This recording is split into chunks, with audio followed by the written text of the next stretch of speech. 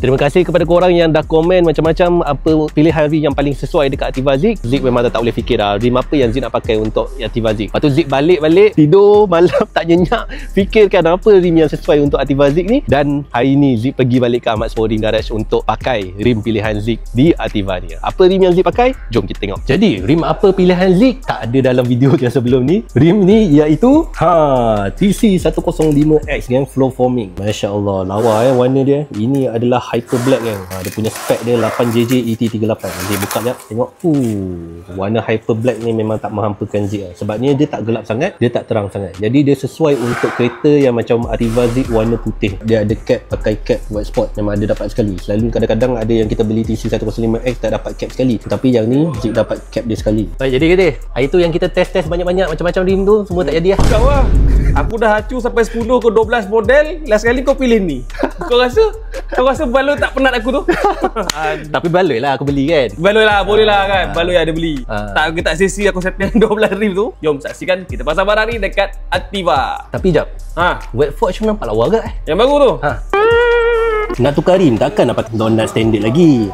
Kita pakai donut yang special daripada G Ready Yang ni Zik beli kat Bank Orange je. Tapi yang Zik ambil ni pun warna Hyper Black kan. Tengok Masya Allah, dia punya warna dia memang cantik. Nanti kita pasang, kita tengok rupa dia macam mana.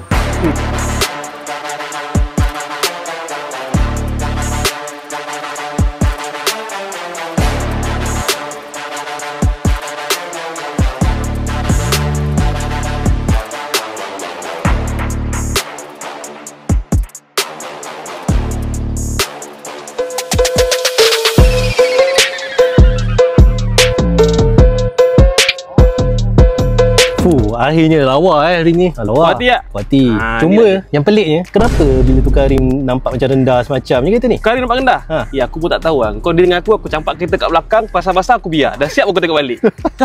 Jadi inilah dia rim yang telah siap pasang dekat Ativa. Memang cun. Korang cuba komen bawah. Nampak cun ke tak? 8JJ ET38 flow forming iaitu TC105X lah. Jadi kalau korang tengok dekat tepi memang cantik dia. Ke dalam ataupun terkeluar sangat. Dia memang cantik dia dekat sini. Nampak? Straight. Kalau korang tengok Ativa punya rim yang asalnya memang ke dalam 6JJ. Untuk lock nut pun korang tengok Zik gandingkan Hyper Black sama juga dengan warna Hyper Black. Kenapa Zik tak pilih warna yang lain, contoh macam blue titanium ke ataupun merah ke? Sebab Zik rasa Zik nak bagi dia nampak clean memang. Jadi kalau korang tanya harga berapa untuk yang rim ni, ini rim flow forming daripada TC105X Ahmad Sporting Garage. Harga dia ada RM1,900, siap semua. Korang jangan risau, balancing, valve, lepas tu alignment semua dah siap dah, termasuk dalam harga tersebut.